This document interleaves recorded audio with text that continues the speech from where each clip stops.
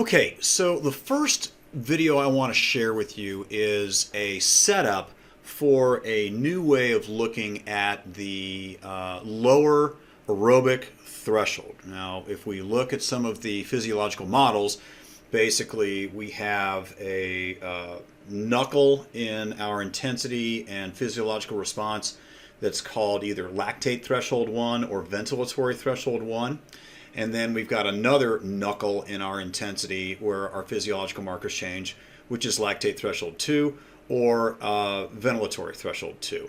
And so they're little, we've studied it with Conconi and heart rate. We've studied it with VO2 max sensors. I think I can see it sometimes with my Moxies. And it's a way to look at zones. It's also been known as something along the lines of, the difference between breathing, heaving, and gasping. But what we're trying to do is this. We're trying to get into an area of intensity where we burn more fat than carbohydrates.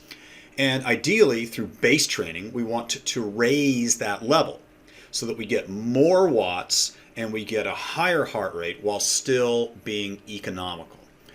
That tends to look like this. And what I'm fascinated about with this picture is this is a DFAA Alpha 1 chart from Runalyze. And it shows a ride that I did several weeks ago, and this is what I'm going to duplicate today, where I just basically got on the bike and I started to ride my bike. Now I'm using a piece of software that I'll show you later called FatMaxer, but it looks at the fractions of deltas between beats. And this is getting complicated and a little bit weedy, but long story short, when your heart is happy, it's not beating consistently. It's beating when it wants to versus beating when it has to. When it is under duress, it's beating because it has to, not because it wants to. And so by doing DFA Alpha 1 analysis on a computer screen, I can increase and decrease my intensity until I bounce along this line right here.